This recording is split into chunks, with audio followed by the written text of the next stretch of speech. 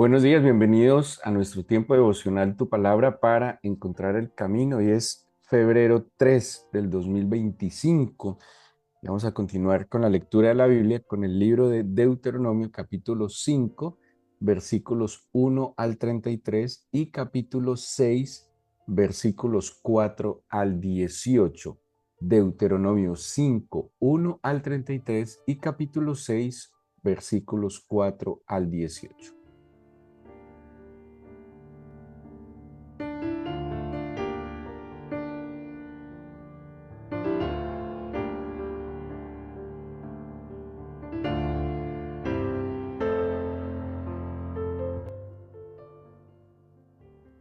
Te recuerdo que nuestra guía devocional de este año, de este 2025, la hemos organizado con la idea de dar a conocer e ilustrar un poco con la geografía bíblica para entender mucho mejor el contexto pues, del escrito bíblico. Y tomamos como referencia la vida del Señor Jesucristo, que en sí la vida del Señor Jesús empieza con el lugar de Nazaret, donde la Virgen María pues recibe la buena noticia que ella sería el instrumento del Eterno para que a este mundo viniera el Salvador. Así que en Nazaret, bueno, tiene dos cosas muy importantes: la anunciación como esa primicia de esa buena nueva, de ese buen anuncio que se le da a la Virgen María, pero también Nazaret va a ser el lugar de crianza del Señor Jesucristo, de allí que se conociera como Jesús el Nazareno o Jesús de Nazaret. Sabemos que él nació en Belén para el cumplimiento de las profecías hechas de que el Mesías nacería en Belén de Judá, pero fue criado en Nazaret, ¿sí? Entonces, Nazaret se convierte en esta doble, o tiene esta doble importancia: la anunciación a María, pero también la crianza del Señor. Pero acordémonos que cuando el Señor nace en Belén, Herodes el Grande, que gobernó aproximadamente hasta el año 4 antes de nuestra era, según el calendario gregoriano, él decidió perseguir a los niños viendo o al escuchar de la profecía que el Mesías se levantaría en Belén, y pues él no quería que nadie le quitara su lugar, que le había costado bastante. Bueno, la historia de Herodes el Grande es una historia muy interesante porque él no era judío, él era, digamos, medio judío, y pues usando ciertos favores hacia los romanos, logró que los romanos lo pusieran como rey, pero no era querido por el pueblo, ¿sí? De nuevo, porque ni siquiera era judío, él era idumeo, o sea, descendiente de los hijos de Saúl, ¿sí? Este Herodes el Grande, entonces, en su celo, en su locura, se habla de él que era un hombre un poco loco, muy inteligente. Manda matar a los niños por el miedo que alguien le quitara lo que tanto le había costado, que era gobernar. Y San José, pues recibe una revelación. Bueno, San José era un hombre que constantemente era guiado por el Espíritu del Señor, por sus maneras. Asimismo, aceptó y entendió que el embarazo de la Virgen María era un milagro del Señor, por eso la aceptó. Aquí San José recibe otra visión de que debía huir de las tierras santas por causa de la persecución de Herodes a los niños, y se va para Egipto, ¿sí? Para Egipto. Por eso, entonces, durante el mes de febrero vamos a estar hablando un poco de lo que es Egipto. Ahora, tenemos que pensar primero en el Egipto de la Biblia, que el Egipto de la Biblia, sin duda alguna, hoy es un poco diferente, tiene otras fronteras, tiene otras características. eh, Tal vez hoy su cultura es diferente, su religión es diferente, su idioma es diferente, y hay que tratar de entender es el Egipto de la Biblia, pues para poder tener un panorama mucho más claro. Egipto, el Egipto que nos habla la Biblia, el nombre que se da en la Biblia hace referencia a un nieto de Noé, hijo de Cam. El segundo hijo de Cam, nieto de Noé, se llama Mitzraim, y este es el nombre que con el que se va a conocer Egipto en la Biblia, ¿sí? ¿Por qué? Porque los descendientes de Mitzraim, hijo de Cam, nieto de Noé, se van a sentar en el norte de África. Entonces, acordémonos que en la Biblia los pueblos van a recibir el nombre, digámoslo, de su patriarca, ¿sí? De su fundador. Entonces, los descendientes de Mitzraim se van a ubicar en esta zona y de allí se va a conocer entonces en la Biblia, en el Antiguo Testamento, bueno, y en toda la Biblia, Egipto de esta manera. El nombre de Egipto quiere decir, pues en su idioma, quiere decir que es la mansión del espíritu de Petach, que es, digamos, uno de sus dioses principales. Y hemos hablado en otras oportunidades que Egipto en la antigüedad siempre fue, nosotros decimos idólatra, ¿sí? Pero la verdad, digámoslo de una manera no, pues no como un eufemismo, sino como algo real, era un pueblo muy inquieto por la espiritualidad, ¿sí? Muy inquieto. Incluso se sabe, creo que es el faraón Akenatón, que fue monoteísta, ¿sí? En su anhelo de conectarse con los dioses, con esta vida espiritual, pues obviamente ignoraban seguramente muchas cosas, pero eran muy inquietos en su vida espiritual. Egipto entonces centra, la vida en Egipto es muy centrada en la parte espiritual, llamémoslo de nuevo, en el politeísmo, podríamos decirle más bien en el politeísmo, y como hemos hablado antes, ellos tenían una inquietud muy fuerte por la vida eterna, por el más allá, por las buenas obras. Ellos se cuidaban mucho y trataban de obrar con justicia, eh, pues porque digámoslo así, su constitución religiosa hablaba mucho de comportamientos justos. Hay que hacer una diferencia también muy importante. Aunque Egipto hoy, que es lo que yo les digo, que el Egipto de hoy no es necesariamente el mismo que nos plantea la Biblia, aunque Egipto hoy tiene una parte desértica, por ejemplo, el desierto del Sinaí. El desierto del Sinaí en la época de la Biblia no era Egipto, ¿sí? El desierto del Sinaí, moraban otros pueblos, entre ellos los madianitas, no era de Egipto.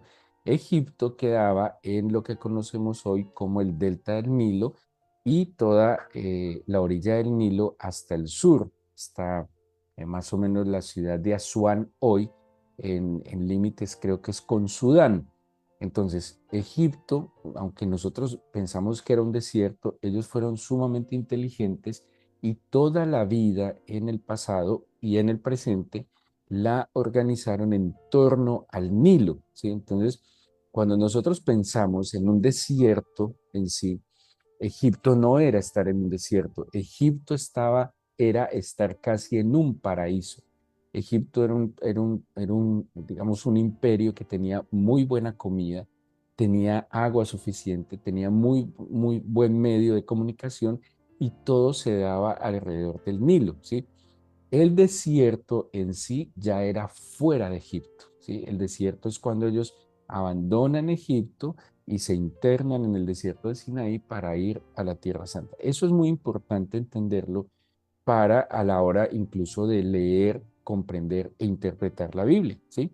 Porque una cosa de nuevo es el desierto y otra cosa es Egipto.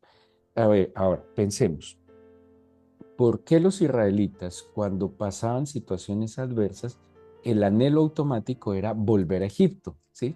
¿Por qué cuando, no sé, estaban cansados del maná, cuando se cansaron de las codornices, cuando se sentían perdidos automáticamente, o cuando Moisés se fue para el monte Sinaí y no volvía, porque decían, designemos un capitán y volvamos a Egipto? Porque Egipto era, humanamente hablando, era una maravilla, ¿sí? O sea, sí había ventajas, sí había condiciones favorables. Ahora, si miramos Egipto en el entorno que le rodeaba, la zona del Medio Oriente, del norte de África, era una zona muy agreste, pero Egipto gozaba de una ubicación geográfica extraordinaria. Entonces, eh, este reino o este imperio, pues obviamente proporciona, y seguramente de esto estuve hablando en detalle el sábado en nuestro culto, pero tres cosas que quiero mencionar rápido o perspectivas que se tiene Egipto. Uno, algunos lo asocian a esclavitud, ¿cierto? Otros lo asocian como símbolo del mundo y de lo que está en el mundo y sus placeres.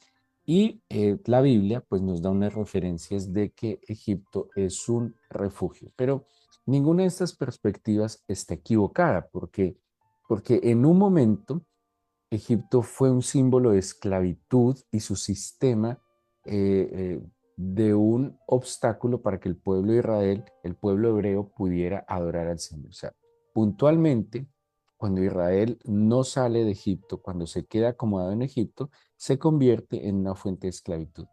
Pero en otro momento también, como acabo de escribirles, Egipto gozaba de cosas privilegiadas.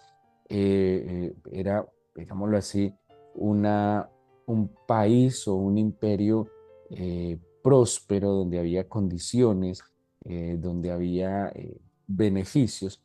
Pues también en la Biblia, y en la Biblia sí es muy claro, y lo advierten mucho los profetas, tiene esta perspectiva como el mundo, como el sistema que nos rodea, donde interactuamos, ¿sí? Y que también seduce, porque cuando vemos el Nuevo Testamento, por ejemplo, Pablo hace mucha mención de el mundo, de que nos guardemos de las cosas del mundo, que no dependamos del mundo, que no nos conformemos a este tiempo, a cómo está el mundo, ¿sí?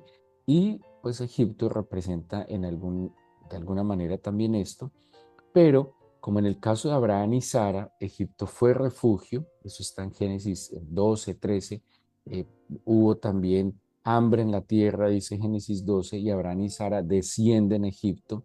Luego José y su familia, y vemos toda la historia y el crecimiento del pueblo de Israel. Es que esto es muy particular. El pueblo de Israel creció y se multiplicó en Egipto. Dice que a Egipto descendieron 70 personas. Jacob, Israel, pues acuérdense que Jacob es el mismo Israel, descienden 70 personas a Egipto y después de 400 años salieron por lo menos 2, 3 millones de personas y tal vez más de Egipto. O sea, fue un lugar donde ellos se multiplicaron. Es más, Éxodo en el capítulo 1 dice que el pueblo de Israel fructificó, se multiplicó, se aumentó y se fortaleció. ¿Dónde? En Egipto. ¿Cuál fue el problema de ellos? Que se acomodaron a Egipto, a sus beneficios y no quisieron volver a la tierra prometida. De allí, por haberse acomodado a Egipto, fue que vino la esclavitud. Ellos se conformaron de tal manera que ya no quisieron obedecer al Señor y se quedaron en los beneficios de Egipto, y ahí es cuando el Señor soberanamente permite que un faraón que no conoció a José se levantara y los oprimiera. Cuando experimentaron la opresión, fue que ellos dijeron, no, ahora sí volvamos a la tierra que nos prometió nuestro Señor, que debe ser mejor que Egipto. ¿Sí? El punto es que ellos consideraban que Egipto era el mejor lugar posible donde vivir, como nos ha pasado a nuestras generaciones que en el sueño americano muchos han creído que el mejor lugar donde vivir es Estados Unidos, ¿sí? O Europa, donde sea. ¿No? El mejor lugar donde vivir es el lugar que el Señor tiene para cada uno de nosotros. Egipto o el desierto o la tierra prometida, que son lugares diferentes. ¿Sí? Egipto es una cosa, el desierto otra cosa y la tierra prometida es otra cosa. Pero volviendo al relato de la Biblia del Señor Jesús, tenemos entonces que la Sagrada Familia va y se refugia en Egipto, ¿sí? Eh, cumpliendo una profecía que está en el libro de Oseas. Cuando Oseas está hablando al pueblo de Israel, hay un pasaje donde dice, de Egipto llamé a mi hijo, ¿sí? Porque Israel fue a Egipto a refugiarse, se olvidó del Señor en Egipto, se acomodó a Egipto y se le olvidó el plan que el Señor tenía para él. Dice entonces la Biblia que él llamó de Egipto a su hijo y lo trajo a la tierra prometida. Esa profecía que está en Oseas, que hacía referencia a un hecho histórico, Mateo la interpreta haciéndose o tomándola como referencia de la vida del Señor Jesús, que es llevado a Egipto después de su nacimiento. ¿Cuánto pasó la Sagrada Familia en Egipto? Por lo menos 2 años. Por la tradición, los egipcios dicen que fueron 3 años, 8 meses, pero pues fue un lugar, ¿sí?, momentáneo de bendición para estas familias que les acabo de mencionar. Bueno, el sábado, por el tiempo del devocional no nos da en detalle, pero pueden buscar en YouTube la predicación del sábado, donde explicamos con mayor detalle esto. Egipto entonces, que generalmente pues, lo hemos satanizado por coger un solo aspecto de Egipto. Egipto pues fue un lugar y representa un lugar del cual el Señor se ha servido también para bendecir a su pueblo. Y tomando la analogía que se hace sobre el mundo, bueno, así es el mundo, como lo fue Egipto en la Biblia, el mundo es para nosotros, un lugar donde hay cosas que el Señor permite para nuestra bendición, pero donde tenemos que guardarnos de depender y donde tenemos que guardarnos de confiar y tenemos que guardarnos de acomodarnos, ¿sí? ¿Cuál es el problema del mundo? Acomodarse, conformarse, vivir bajo los esquemas del mundo, creer que en el mundo está mi esperanza, mi confianza, mi fortaleza. Eso es el problema. Pero yo puedo estar en el mundo de la mano del Señor. Cuando Jacob tuvo que bajar a Egipto, él le pidió al Señor que estuviera con él, ¿sí? Él tenía temor de ir a Egipto. Jacob había vivido apartado en la tierra que el Señor le había dicho y por la necesidad tenía que ir a Egipto. Y en ese temor el Señor que le dijo, no, no temas, yo descenderé contigo, yo voy a estar contigo en Egipto y también te haré volver. Tenemos que estar en el mundo, pero no tenemos que vivir bajo los parámetros y los esquemas del mundo. Podemos vivir en el mundo y vivir en santidad. Y podemos beneficiarnos de las mejores cosas que tiene el mundo sin perder de vista que nuestra provisión, protección y que todo proviene de nuestro amado Señor. Así que es muy importante ver a la luz de la Escritura la perspectiva adecuada que tienen los lugares para que entendamos en su momento, por ejemplo, lo que anunciaban los profetas, lo que va a decir el Señor Jesús, y para que tengamos una visión muy clara de las cosas y distingamos. De nuevo, es muy difícil a veces entender un escrito que tiene por lo menos, o sea, me refiero entonces a los libros más cercanos a nosotros, tienen por lo menos 2000 años de escritura, pero estamos hablando de libros o de textos que tienen 3000 y más años de escritura, y es muy difícil comprenderlos viendo las cosas desde nuestra perspectiva. Por eso hay que tratar de ir al momento, lo más cercano posible para que entendamos qué referencia tiene el Señor. Ahora, volviendo a la lectura de la Biblia en Deuteronomio, acordémonos que Deuteronomio en la versión o en la traducción al griego de la Septuaginta, Deuteronomio quiere decir segunda ley. En el texto hebreo original, el nombre del libro es las palabras o los discursos y hace referencia a ambas cosas. No es que sea una segunda ley, ¿sí? No es que sea una segunda ley que se da, sino que es la recopilación de la ley, ¿sí? Es como ni siquiera una reedición, sino una recopilación. Moisés sabe que está pronto a partir, se están acercando ya a la tierra prometida, y en su preocupación por que las instrucciones queden claras, Moisés entonces toma de nuevo toda la ley que les ha dado y empieza a reenseñarla. Acordémonos además que esto es una nueva generación. Esta es la generación que nació en el desierto, la generación que había salido de Egipto, eh, pues había perecido a causa de su pecado, y esta nueva generación necesitaba también ser instruido y conocer esta ley. Así que este libro tiene tanto las palabras de Moisés, por eso se llama las palabras o los discursos, pero ¿cuál es el contenido de estos discursos? La ley, ¿sí? La ley.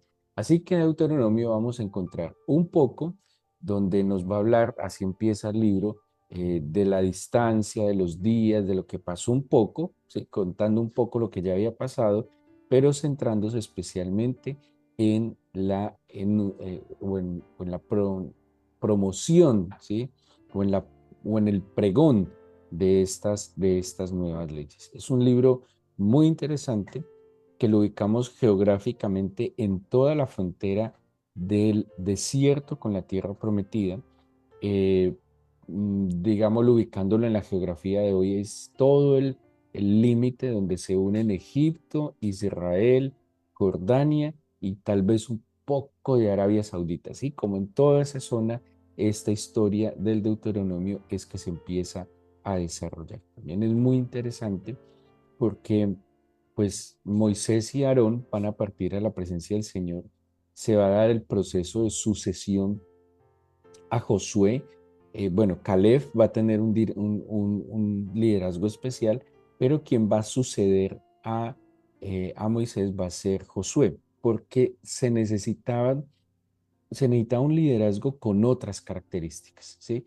Moisés abarcaba muchísimas cosas en su liderazgo, pero ahora se necesitaba un liderazgo con un enfoque muy particular, con una administración diferente y con una visión también muy diferente, porque una cosa era tener la visión de Egipto y cómo llevar estas ovejas por el desierto, pero ahora iban a una conquista, iban a una confrontación militar contra otros, ¿sí? Se necesita un liderazgo con otras características y Josué va a tomar este liderazgo. Entonces, espero que nos acompañen durante este mes de febrero, que sigamos con la lectura, que se inquiete por estudiar la Biblia.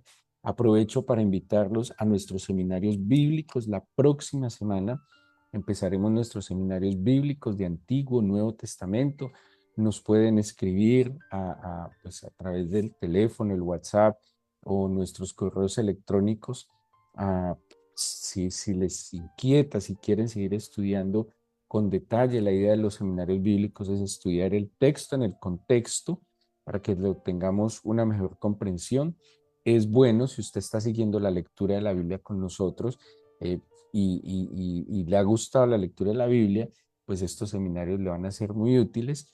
Un poco tendrán un nivel de exigencia, pero creo que vale la pena exigirse por escudriñar las escrituras y comprobar que el testimonio del Señor está allí latente y fiel.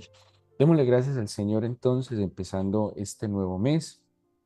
Démosle gracias al Señor para que le entreguemos este segundo mes del año 2025. Démosle gracias al Señor porque, como dijo el profeta Samuel, hasta aquí nos ha sostenido, hasta aquí ha sido nuestra piedra de ayuda, hasta este momento, Señor, ha sido nuestro proveedor, protector, ha sido nuestro soporte. Hasta este momento, Señor, ha sido ese Padre fiel, bueno y misericordioso que nos ha amparado, que nos ha guardado, que nos ha protegido, que nos ha amado, Señor. Y agradecemos profundamente las expresiones y manifestaciones de tu amor en cada detalle, pequeño y grande, Señor, en el que vemos que nos amas, en el que vemos que nos proteges, en el que vemos que estás presente, Señor, no solo en nuestro interior, sino, Señor, en todos los escenarios donde nosotros nos desenvolvemos. Quiero encomendarte de una manera especial este mes, Señor, con temor y temblor delante de ti, pedirte que no nos faltes tú, pero también misericordioso, que no nos falte ninguno de los bienes y bendiciones que pones delante de nosotros. Yo te pido, dígale al Señor, te encomiendo mi salud física, te pido, Padre, que guardes mi salud física, que guardes, Señor, mis huesos, mis músculos, que guardes mis sistemas respiratorio, linfático, Señor, mi sistema excretor, mi sistema circulatorio. Cuida mis órganos vitales, Señor. Cuida mi cerebro, por favor. Guarda mi cuerpo, pero también te suplico que guardes mi alma. Cuida mi mente, Señor. Ay, guarda mi memoria, por favor, dígale así. Cuida mi memoria, Señor. Cuida mis pensamientos, cuida mis emociones. Fortalece mi voluntad. Y sobre todo te suplico que guardes mi espíritu, que mi espíritu se incline hacia ti, que mi espíritu, Señor, me demande buscarte, que mi espíritu me inquiete a seguir tu Santo Espíritu.